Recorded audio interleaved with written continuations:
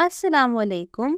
Welcome to GM Publishers and the book which we are doing today, English of Prep Class.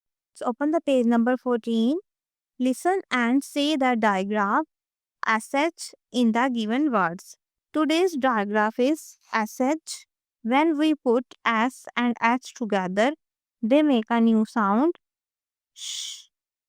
As in sheep, ship, dish, fish, brush, shark, push, and shoes.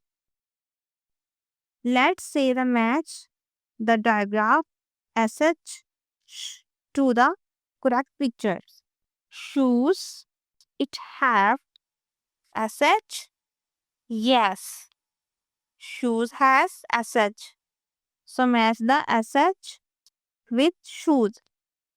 Fish has SH. So match the SH with fish. Bush has SH. So match the SH with bush. You did very well, student. So remember, children, when S and H come together, they make one sound sh.